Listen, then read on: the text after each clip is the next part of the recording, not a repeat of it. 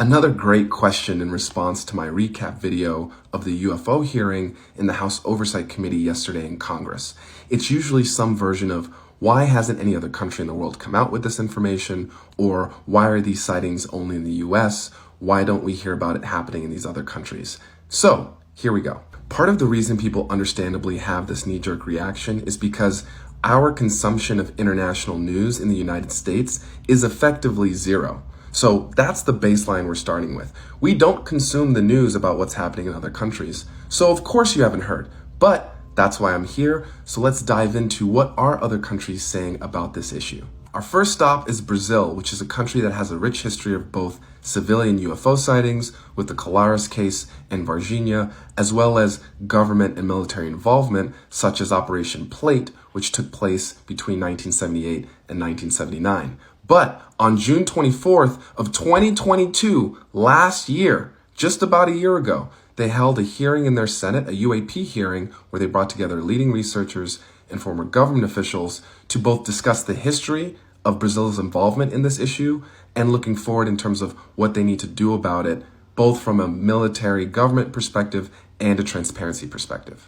They also started requiring their Air Force to report any sightings of UFOs officially in August of 2010. Next up, Japan, who 3 years ago, in September of 2020, created a new rule set across their military for how to identify and track UFOs. And that was over a decade after the Chief Cabinet Secretary for Japan, Nobutaka Makimura, officially went public for the first time saying that Japan was detecting UFOs.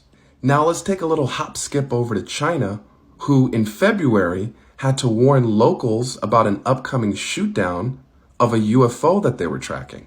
But that was much less dramatic than what happened on September 11th, 2010, where the 8th sighting in a 3-month period forced the shutdown of an airport in Inner Mongolia, where the air traffic controllers were spotting the object even on their radar. And while some are still having a hard time taking the UFO issue seriously, the Chinese military is taking it very seriously, because in 2021, they announced that they were beginning to implement AI in their identification systems because the UFO sightings began to rapidly increase. We could really do this all day.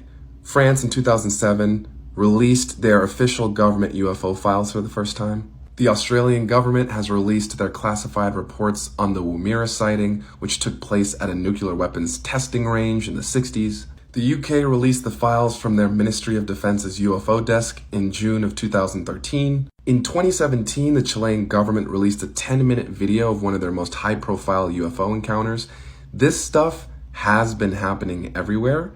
It has been publicized everywhere, and people don't pay attention because we don't consume the information and news that's happening across the world. So yes, governments across the planet, on almost every continent, have had UFO sightings, are still having UFO sightings, have studied UFOs, have implemented processes and procedures in order to deal with UFOs.